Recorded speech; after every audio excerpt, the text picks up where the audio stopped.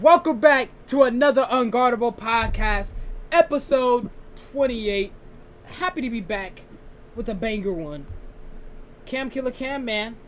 We have a lot, and I mean a lot, to talk about, man. We're going to get into some football talk, and as well as some basketball talk, and a lot more. But let's get right into it. To begin, week 1, as you see, week 6. On the left and right side, I have the scores of week 6. Down the middle, I have the most impressive scores and as well as the NBA scores. So let's get into it. Cam Killer Cam, what is the biggest surprise from week 6? Man, that Cowboys versus Lions game, 47-9. That was ridiculous. As you see in the top left-hand corner, the Niners were able to pull out that 36-24 victory versus the Seattle Seahawks on Thursday Night Football. That was a very, very intense game. There was a lot of crazy games all across the board throughout the week. I was up bright and early on Sunday versus Chicago Bears. As you see at the top right-hand corner, 35-16. That was a crazy game for Caleb Williams on the road in London.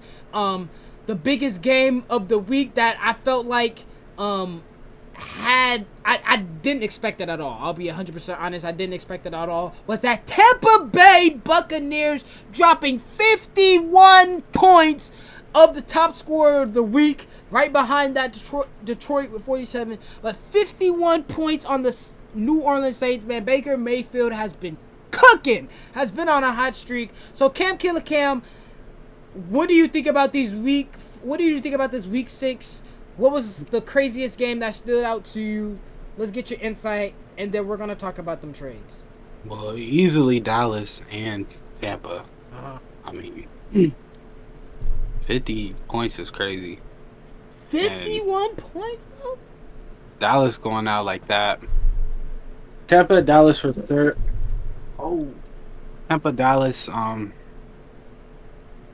Dallas is like, it's not as crazy as the Tampa, because 50 points is insane, and then Dallas is Dallas. So, but 9 points, I would have never thought. I'm not saying it's not crazy, life. but I'm saying the Tampa's a little bit crazier. Like Dallas is doing what Dallas does. This is what we're accustomed.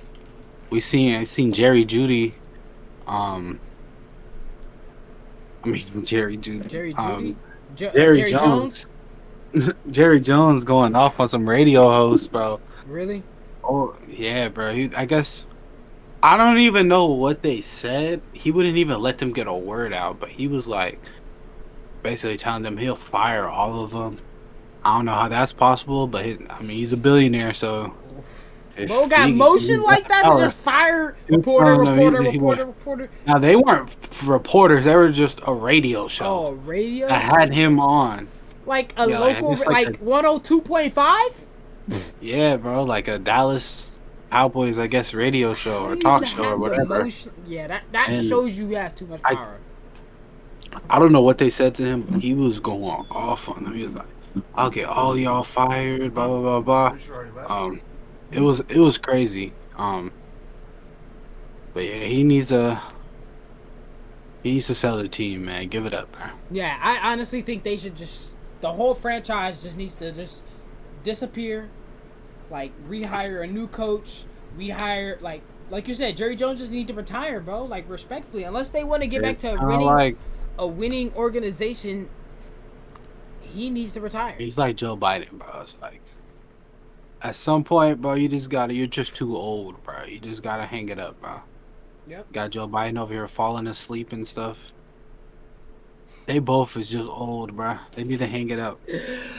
All right, man. What do you think about them Niners? What was impressive to you about them Niners versus Seattle Seahawks? We was able to get it done. Rookie Malik Mustafa was able to get a pick. Our other rookie, what's his name? Our rookie cornerback that subbed in for what's the name subbed in for Travarius? Demonon Lenore took on that CB1 role, but we had I don't know why I can't remember his name off fucking the top of my head. I know Malik got the pick, and then our other rookie corner, I I don't know why I can't remember his name off the top of my head, but we had 2 people that got picks on Sunday versus Geno Smith.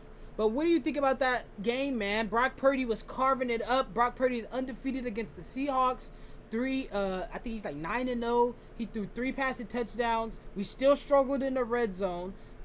Kittle was able to get into the red zone. I think Deebo Samuel had the 76-yard touchdown, right? The long touchdown. First receiver to have 20 receiving touchdowns and 20 rushing touchdowns. We have a big week against the Chiefs. Like, a big week. They're coming off a bye. But what do you think about that Seahawks game, man? Were you impressed? Was that a good... It was a must-win game, I'll tell you that. The most surprising was definitely the DK Metcalf. I mean, Sleeper had the man discounted, and he couldn't hit the discount on his yards, bro. Lenore! Once I seen Ward was out, I literally sent to the group chat. I said, "Oh yeah, we taking the over on DK Metcalf," and he just got shut down, bro. Now I will say I don't feel like Geno gave him like. There's some plays where it's like, bro, it's DK Metcalf. Just give him just throw it up and give him. I think he had 2 touchdowns called back. Yep. So you see when they was throwing it up to him, bro, he was producing, but hey man, that was definitely the most surprising, having DK shut down like that. I thought we was about to blow another lead, man. It was looking scary, but we ended up pulling it out. Another kicker hurt, bro. Can we stop? Just let him score at this point. Don't even go for the tackle, bro. Another kicker hurt, bro. They said he don't need his shoulder, so hopefully he's good to go.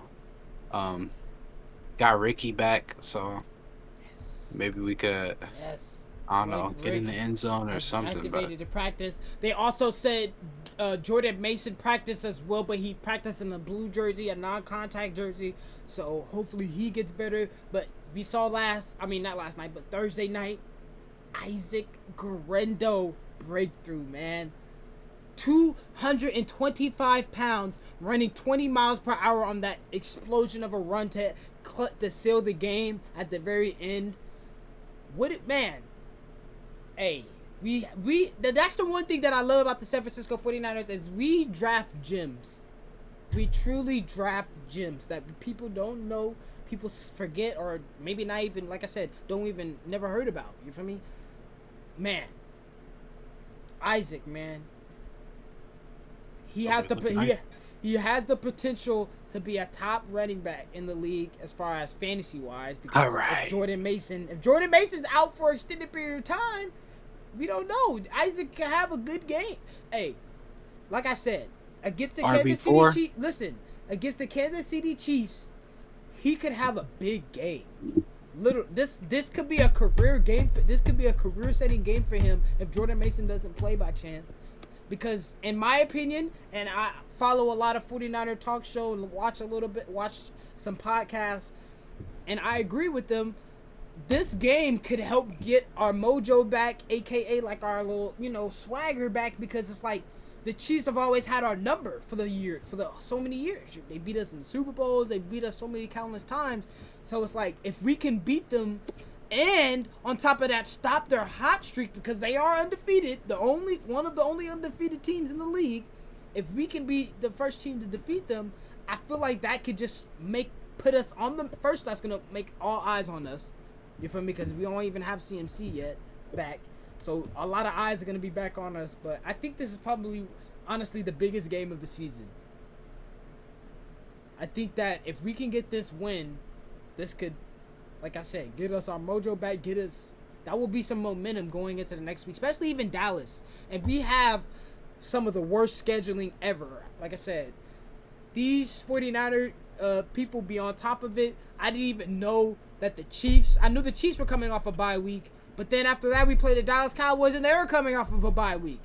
And then I believe like the Buffalo Bills or somebody else down the line when we play another elite team, they're coming off one of their bye weeks. So like we have one of the like worst rest scheduling like out there, like I guess in the league right now, as far as teams going on bye and then having to play them. So yeah, this is a big week for us. Big week. Devontae Adams. Love it. Devontae Adams. Forget Devontae Adams. Well, we could talk about We Devontae can talk too, about man. we can touch on him briefly. So as you guys see in the middle, Listen. we have Devontae Adams has been traded to the New York Jets for just a 3rd-round pick, people. A 3rd-round pick.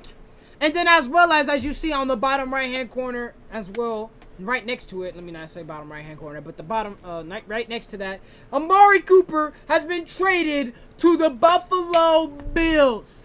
The Buffalo Bills for a 3rd-round pick.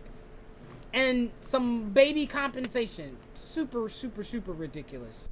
I'm loving both of these trades for my fantasy team, man. I got Aaron Rodgers, so I'm loving that. And I got Amari Cooper. So, him getting to play with Josh Allen, I'm loving that. I think both of them is definitely going to have turnaround seasons. Amari, I don't know. Amari, he's so good, but it's like, I don't know. I don't know what's about to happen. Devontae, we know what Devontae's about. Guess he wasn't rocking with Tom Brady. He got out of there. Could you tell me the quarterbacks that Amari Cooper has played with? He played with the Browns, obviously, so Deshaun Watson. He played with the Cowboys, so Dak Prescott. Who was the other team? I know he played one. Raiders, right? Amari, yeah. Raiders, right? So who was over there with Raiders? Probably Derek Carr. So this will be by far the hands down the best quarterback he's played with. Yeah, but he's been in the league for a minute, so he's not primed. This don't make them a champ. This doesn't make them a playoff championship contending team in the AFC. I don't think it made them that much better. Like, I don't feel like he's as they say, he's like Paul George. He's a floor raiser, but not a ceiling raiser. What's the NBA comparison to Amari Cooper? I don't know.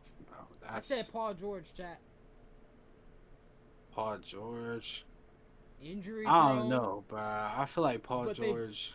But Paul George ain't done nothing. Think about it. He's good. Amari Cooper is good, but they don't have no accolades. I mean, Amari Cooper. I mean, PG's an all-star. I mean, he's an all-pro, right? I mean, Pro Bowler.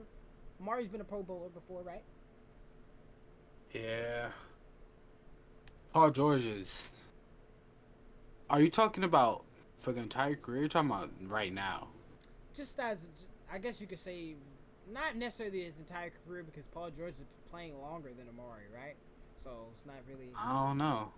Amari Cooper been in the league for a minute, but shit, I don't know. You Paul could put George, their careers damn near the same. They don't have no rings. They don't have MVPs. They don't. I mean, they've been to the playoffs. Dude, Paul George was almost an MVP. Almost don't count though. Shoot.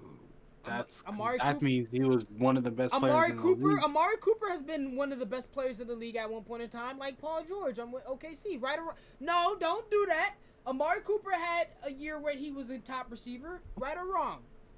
Man. Sure, he's been a top receiver, but I don't think anyone has ever looked at Amari Cooper and like that's one of the best players in the league. He's never been a top 5 receiver. I'm not saying that Amari Cooper's been a top receiver, but I don't think no one's ever looked at Amari Cooper as like. So his second year in Vegas, he had 1,500 yards, or no, 1,153. He had a good year in Dallas. He's been a great receiver for sure, but yeah, 1, 2, 3, 4. I think Paul George right now is a better player than Amari Cooper is right now. 6 1K seasons. But I agree with you 100%, Cam. I think this moves the needle a little bit for them, but I don't even think they're better than the Texans. It raises their ceiling, but it does not raise their, or it raises their floor, but it does not raise their ceiling. Right. Like they're not. It's not like he has now. He. It's not like he has nobody to throw to anymore. He has at least an option, somebody that's that's worth game planning against, and that can Yeah. get open. But like I said, Yeah. I don't even think they're better than the Texans, Ravens. Chiefs are still, obviously, they're Super Bowl champs, so you can't forget them. But those They three don't got teams, Damar Hamlin. So funny, man. that's crazy. So, what do you think about that, Devontae Adams? Do you think that particularly boosts their playoff stock as well, or like, you with the same thing with the Bills? Like, it doesn't necessarily Nah, boost their ceiling, but it boosts their floor. Devontae definitely boosts the ceiling. He definitely is gonna add at least 2 wins to whatever their record is. Because now they have a three-headed monster. Three. Which Aaron is Jones. Aaron Rodgers, obviously, as a QB. Devontae. Brees Hall. okay. Garrett Wilson. Those are elite playmakers right there that could get it done for him. Braylon Allen's a great backup. I'm not going to mention the rest of those other receivers because Mike Williams might be gone. Lazard. You feel me? And I believe their tight end Conklin, he's probably not going to get as many touches anymore, but they have a solid roster. Pretty interesting. As you guys see right here, we have some injuries as far as week 6. Jordan Mason, as we talked about earlier. Travis Etienne got shaken up a little bit. DJ Moore, Goddard, Olave, Jerome Ford, Marvin Harrison went out, I believe, with a concussion, if I'm not mistaken. McBride was hurt a little bit. Jaden Reed, Dontavian Wicks, Tajay Spears, Baker Mayfield, Quentin Johnson, Simi Fauco, I'm not sure if I pronounced that right, Hayden, Elijah Moore, and then at the very end of that list was Aiden Hutchinson. Prayers to him. That was a horrible injury. And as well as you guys see on the right-hand side, Russell Wilson will be starting next week. So that will be very, very interesting to see. Man, that's pretty crazy how fast Justin Fields has lost his job. But anyways, let's move on to some basketball topics. As you see, the Golden State Warriors, right down the middle, played the Sacramento Kings twice in a preseason game and beat them twice. No beam was lit. And as well as we just played the Detroit Pistons the other day, tonight the Warriors have a preseason game against the Los Angeles Lakers in an hour. So we will be tuning into that after stream. But Cam Killer Cam, we're going to talk about these Warriors. If you happen to watch those games, I watched pretty much all of them. Man, we look good. We look really, really good. We have some injury updates as far as basketball. Joel Embiid, I saw on Instagram, said that he may never play back-to-back games ever again due to his knee injury. So that's kind of interesting to talk about as well. And then Paul George suffered a hyperextension during a preseason game. They said that it was minor and that he's just going to be out for a few weeks, but he's week to week, so he should be good. They said the x-rays were negative and nothing was too bad about that. So Cam Killer Cam, let's talk about these Warriors and let's talk about these Warriors. The Warriors look good. Still wondering what the lineup is gonna be because Steve Kerr has literally ran a different starting lineup every single game of the preseason so far, which is good. Test the different lineups, but it's like our role players aren't versatile enough, bro. We have good role players, we have depth, but there's not a lot of versatility, which means like depending on what lineup we go out with, we're gonna have to sacrifice with something. Facts, If we go Kuminga, Draymond, Trace, the shooting is being sacrificed. But if we go Wiggins, Draymond, Looney, that team is better spacing wise, but we lose size. Draymond's been shooting We a lot lose more. finishing. So it's like What do we want to sacrifice here? Um, Pods should not start, bro. I'm standing on that Really? because 100%, bro. I mean, if the Pods and Steph Curry I minutes, agree. 100%. Pods was running the It point should be guard the whole Melton. time. Yeah, it should definitely be Da. We're gonna need his perimeter defense because Pods and Curry. Mm-mm. If Pods isn't hitting, it's like, what is he doing? Like, Taking it's gonna charges. be rough. He's It's gonna taking be rough, charges. bro. Because he was the point. Steph Curry was running shooting guard and Pods and Curry minutes. Hmm. Pods is running the point guard, Hmm. and no disrespect to D'Anthony, like he's looked good, but I like him as a shooting guard. I don't want him being the backup point guard. Pods needs to be the. He's the second best ball handler behind Steph. He needs to be the backup point guard.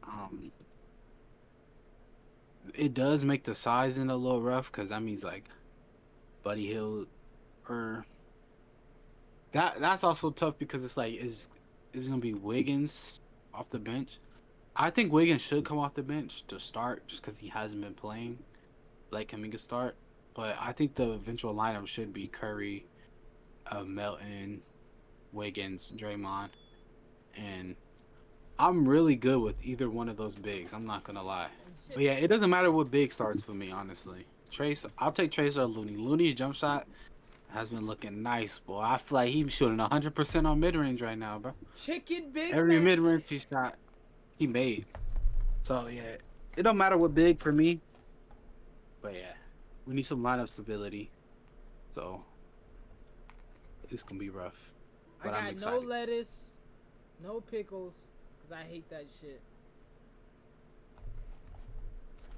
Is it Big Mac sauce on there? Uh huh. Big Mac sauce with cheese.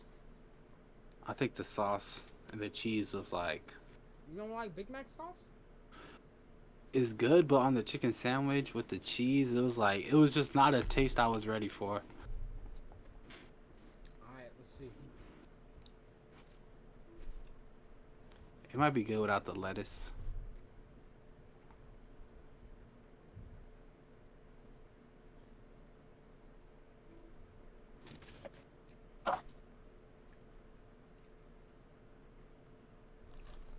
This shit's thick. Yeah.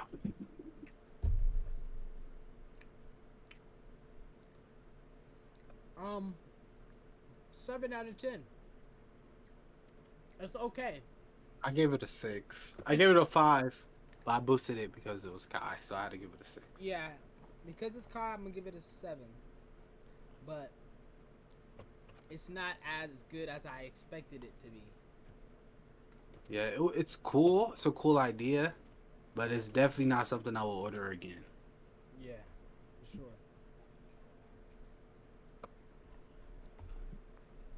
Um, but the Nets, I didn't get to watch, but the way I seen people talking, looked like Ben Simmons was hooping, bro. And I've been on the Ben Simmons train, man. I've been rooting for Ben. So if Ben could get back to even half of what he was, bro, maybe hit like 1 3 a game, bro. If he shoots two and makes one, or shoots two and make, if he shoots like 30% from three on like 2 attempts, bro, that would be good for Ben Simmons. Hmm. Yeah, I saw he was hooping. Yeah, I didn't get to watch, but I was seeing, but people were saying, looked like he was hooping. Hell yeah. Man, I can't wait till the season start. DeMar DeRozan has looked good too, bro. Let's get the That's bar. gonna be rough trying to guard that dribble handoff. But I wish the Warriors would just switch it, bro. Like make Sabonis be a scorer. Don't let him get 11 assists, bro. Make him have to put the ball on the floor. I'd rather Draymond and Kaminga switch it than them both trying to fight under or over the screen and DeMar's coming off clean looks every time, or Fox or Herder or Keegan. I'd rather just switch and live with the results, or at least switch every now and then. Unless, even if it's Looney guarding it, still like switch it sometime, mix it up. But Sabonis set them screens too good, bro.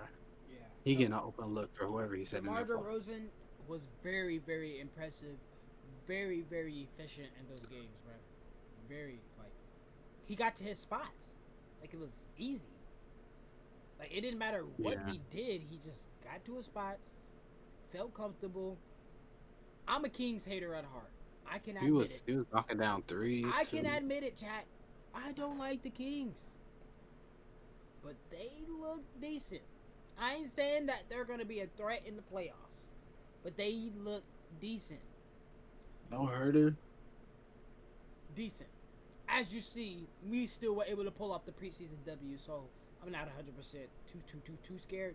But Yeah, once, their depth is looking kind of. yeah, that's the biggest thing. That's why I love the Golden State Warriors, because as much shit as people talk about, we don't have the big name superstar players and this and that. Our depth, we have shot makers, shot creators, and people that don't do that. Don't do that. Shot creators is a little crazy. You don't think we have people that can create their own shot? I mean, I feel like Steve Kerr also limits some, like Moses Moody is such a good example, because I feel like he be playing scared sometimes, man. Like he got a bag. I wouldn't. He got a I would not bag. consider Moses Moody a shot creator.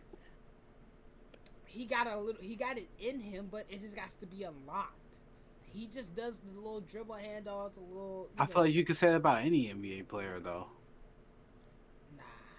A lot of NBA players, if they had the freedom to just go out there and they could get buckets, but can he do it on a consistent rate to where he would get that trust? I don't think so. He's too slow, and he's like Shea almost. Like he kind of just takes his time, getting to his spots. He's been shooting the ball very well, especially catch and shoot. Okay. Yeah. Kuminga is probably our best shot creator besides Steph Curry. He's been playing very well. Bruh. I was watching Him or Wiggins. I was watching the think Detroit Wiggins. Pistons preseason. This man was hitting off the dribble 3-pointers, Cam. Off the dribble threes. Yeah. You know how Preseason though. Can't put too much stock into that. But I'm saying, think about if he could develop that throughout the year and get consistent. At least 35% from the three off the dribble. Not just catch and shoot. Not just catch and shoot. Off the dribble threes. That's impressive. Yeah, that's definitely the next part of his game that he needs to take him to the all-star level, because he has all the tools right now. But if he wants to get to that all-star level, he got to develop a jumper. It's all right. That's the only thing holding him back right now is the jumper. Because he's one of the best finishers in the league already. Like, no one could stop him getting downhill. But if you're playing him back, you're making him be a jump shooter. Especially because he's just not on the best team for his skill set. Because he's so good at finishing. Imagine what he could do next to a Karl Anthony Towns or a Miles Turner. Someone stretching the floor for him. Man, he probably would be a 20-point scorer. You see Quentin Post getting any playing time? Nah, our team is way too deep. For him to get Unless Looney or Trace goes down. But you don't think we'll ever want to try out that spacing factor like you just mentioned? We don't have a cat. We don't have I feel like that's our biggest thing, is that we don't necessarily need we need a big, but we need a big that's like a threat. I mean Looney's been shooting. Looney's been shooting the He's been mid-range, shooting the so ball. I've been loving he that. can space it. It's kind of like what Sabonis does. Like, you leave him open, he'll shoot it. He'll make some, he'll miss some. But Sabonis, in all But respect, I've been liking. he's an automatic double-double. 10 and 10. You know he's getting that. I mean, I feel like Looney could be that. Looney could very well average 10 and 10 if he sees to do that. But What about Trace? You saw that double-double he had at the Detroit game. Trace could also be a double-double. I just been liking our guys' shot selection. It's not just and they have to do this because you can't. There's no Clay. It's not catch it immediately turn. Where's Steph? Where's Clay? Let me dribble handoff. It's GP2. Like he was shooting it with calm. Like he was catching it. Usually GP2 would catch it and he'll like kind of wait a second and see if it's gonna close out. He just catching it and just pulling it. Looney was doing the same thing. He wasn't like a few of the jump shots were like the shot clock's running down, but he was catching it and just not even looking to pass, just catching, shoot. So I've been liking the shot selection. Brandon, I know they said they want him to take 10 threes a game. He's been doing. I don't know if he's been shooting 10. I don't think he's been shooting 10, but he's been coming down the court transition to pulling. So without Clay, that's a lot. I know people like to talk about Clay, but he averaged 20. That's a lot of points gone. That's a lot of shooting gone. You got to make it up, somebody. And not one person can make it all up. It's going to have to be a team effort to replace Clay. Speaking of What? Clay. No. Speaking of Clay, before we get off basketball, Klay Thompson in his preseason game versus the Los Angeles Clippers. 0 points, 3 rebounds, 1 assist, 0 for 9. 4 days ago versus the Utah Jazz.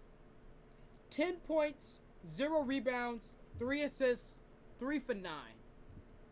And then versus the Sacramento Kings, his first, I believe it was his first one, 0 points. Oh wait, I'm tripping. His very last game with the Golden State Warriors. 0 points, 4 rebounds, 1 assist, 0 for 10.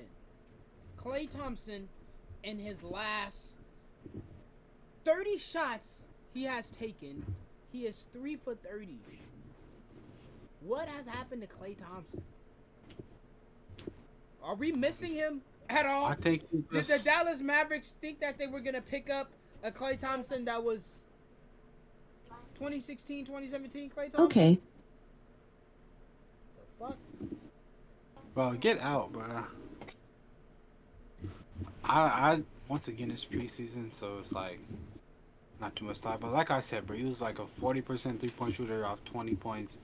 I think Clay's gonna be fine. He might have to just change up his shot selection some, which he's gonna have to do. Oh, back up, bro. He's gonna have to do playing with Luka and Kyrie. They're gonna Clay defensively. I like him in the sense of he's 6'7", so he can guard bigger guys. I know he's not as quick on his feet as he was, but he can guard Evan Mobley. On like if they go against the Cavs, right? You could put PJ Washington on Donovan, or Kyrie could guard Darius Garland, and then Clay could be on Evan Mobley because PJ Washington's gonna be the power forward. So, but he's also their best perimeter defender as their power forward. So he's gonna be guarding guards most nights, which means somebody got to guard power forwards, and I think Clay can be solid at guarding those power forwards. We'll see. So Cam Killer Cam, man, we got some things to talk about. Some funny things we're gonna get into that's been on my my schedule. So, as you see, Cam Killer Cam, you can see the screen, right? Okay. So as you see, at the top left-hand corner, that New York Jets versus Buffalo Bills game. The Jets had 393 yards. The Bills had 359 yards. They had 204 yards in penalties. Man, that was probably one of the worst games I've ever seen in my life as far as penalties.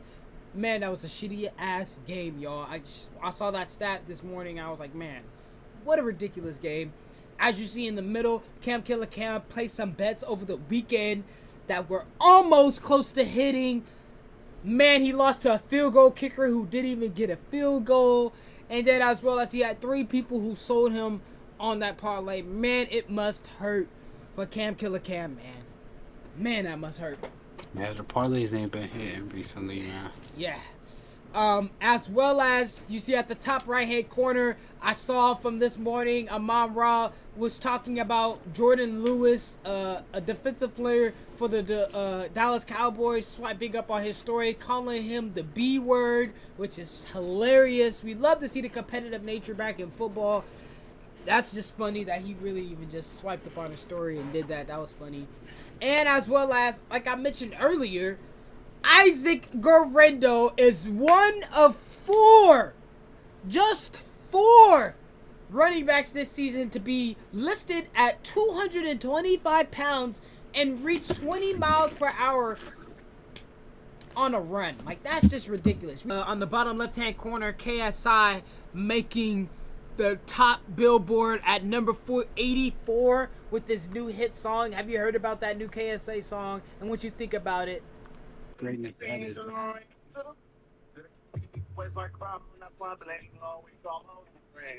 What blaze is this? Come on, bro. Like, one of the best edits I've ever seen in my life, man. See what I mean? He said only Braun can make the song hard. Only Braun can make the song hard. Shake my head. It was a banger song, I'm not even gonna lie to you, but that was just something funny that I was able to see and throw up there real quick. Who would have thought Dan TDM had motion? You see the thing that happened with Dan TDM that's kind of starting all of this?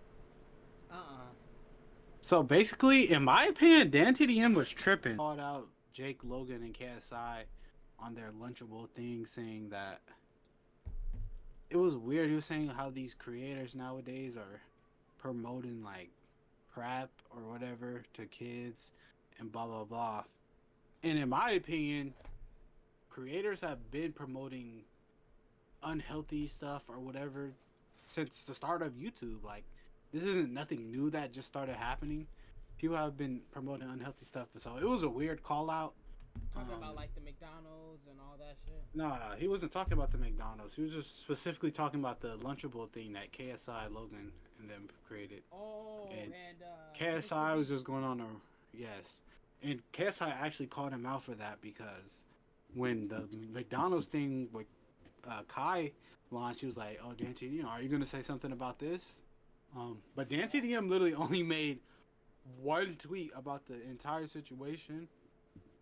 And KSI has been dragging it, and he's still talking about it, and everyone's like, bro, just let it go. Just let it go. But, yeah, his tweet kind of sparked the KSI hate train right now, which is why everybody's clowning him in his song because of the situation that happened with Dan TDM. It's crazy. Like, KSI is getting ratioed on every single one of his tweets, bro. Like, the comments is not, like, it'll be like 100K likes on a comment on hating on him or whatever. It's crazy. It's crazy the flip from when he was beefing with Jake Paul, bro. Right. He was ratioing Jake Paul every single like tweet, bro. Every single tweet it was like ratio Jake Paul. Now it's flipped where Jake Paul can hit on KSI and it's getting ratioed. It's crazy how the internet just flips, bro. Yeah, facts. But yeah, he tried to clap back at Dan TDM, and I guess the world just had Dan TDM's back. I ain't know Dan TDM had motion like that, bro. It's crazy. Yeah, that's ridiculous. The internet's a scary place. Alright, before we get out of here, you guys, as you go, we have our weekly segment. I played Cam Killer Cam this week.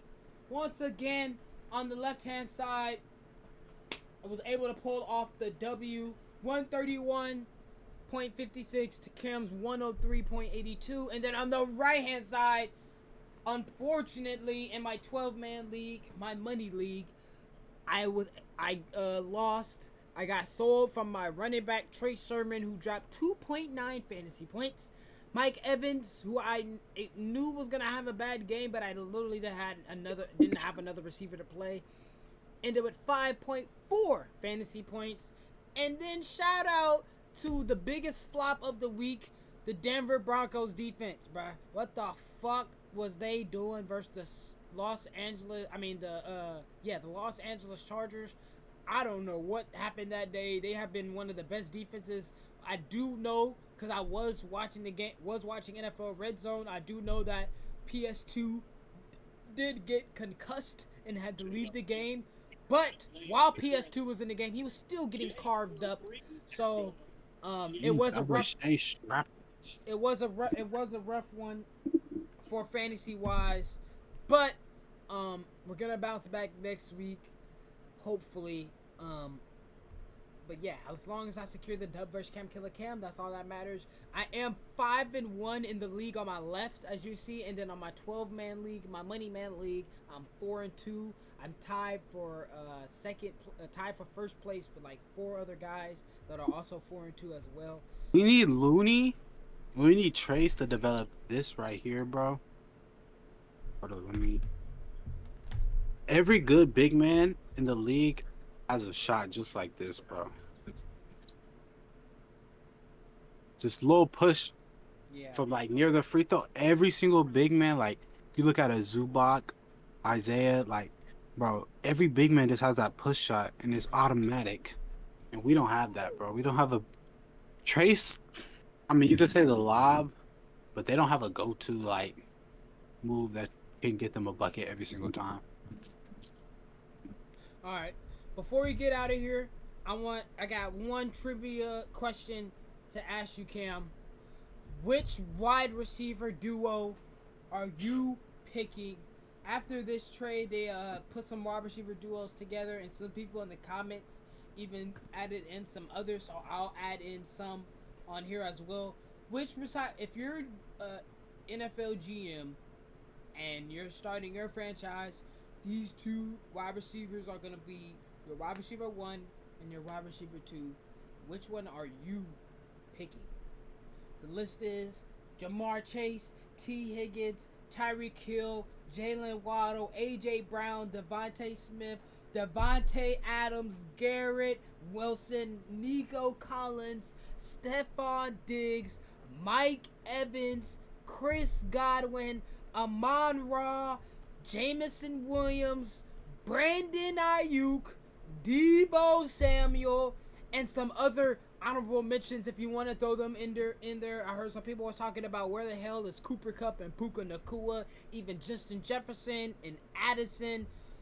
So if there's any other wide receiver duo in the league that you would pick as well, who are you picking, Cam? And then I'll, give my take of my wide receiver duo that I believe that For me, it's between the Eagles, Rams, and Niners. One of those 3. If I had to pick, I guess I would go with the Eagles, Smith and Brown. But it's tough. It's definitely between those 3, though. Okay. I probably, for not biasness, because I want to go Deebo and Ayuk, but because of this year of how they played, I think they're probably the weakest out of them all. Deebo has been putting Brandon Ayuk on a backpack this past few weeks because Brandon Ayuk, I don't know where he's been, but I agree with Cam. It's probably out of those 3, but I also have a sneaky feeling just because I'm favoritism of the Texans, but like Nico Collins and Stephon Diggs they're nasty. Nico is, before he even got hurt, he was leading the league in receiving yards by over 100. Diggs is honestly probably one of the best end zone targets right now, bro. Like, Tank Dell better. Horrible cap. Than who? Tank Dell better than who? You better not say Nico Collins, bro, because Nico Collins. Everybody. Yeah. Fantasy owners, I know you guys aren't listening, hearing that right now, because saying Tank Dell's better than Nico and Steph is crazy. Tank Dell is good, and he's gonna eat because because Nico is hurt, but he is not by far the better one. And then another one that I believe that a lot of people are honestly sleeping on is that fucking Mike Evans, Chris Godwin. They've been hot. Besides that Mike Evans dud I just showed you versus the New Orleans Saints, because he hasn't had a good game against New Orleans Saints since 2018. Those dudes have been hot. Baker Mayfield has been playing his ass off. Chris Godwin has been playing his ass off. Those dudes are underrated, and Mike Evans is consistent with 1,000-yard years, and he has easily a Hall of Fame resume coming his way. But I think that's gonna wrap us up for this week's episode. It was a jam-packed one, a lot of trades. Oh, one more trade that I forgot about, which is honestly got swept under the rug because not that many people care about it that much. Cam Akers was traded back to the Minnesota Vikings. That was the backup running back to the Houston Texans.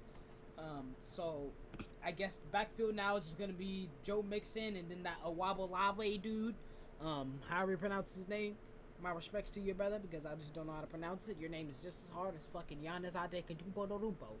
But anyways, we got anything else to say? We gotta talk about Gucci third leg, man. What? We gotta talk about Gucci third leg, bro. Who is that? He's an adult actor, but it's a crazy situation that I guess it came out that he has like some type of like STD or something, and like he's been, I making think I heard about that. scenes with like, I heard about that. bro, everybody in the industry, bro. It's crazy. Like, I'm pretty sure that's a criminal offense right there. I heard something about like Sky Bree and then.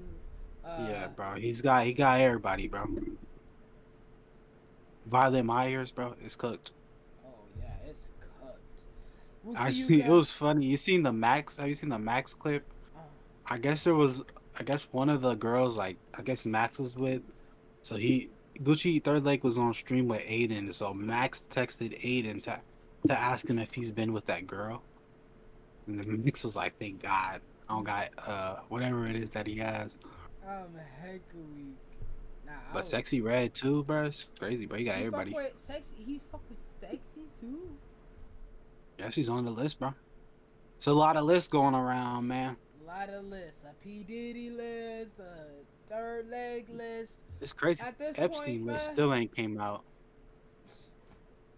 I'm surprised that one's for sure hasn't came out, but that's gonna wrap it up for episode 29, you guys. We'll see you guys next week with another banger on the Unguardable.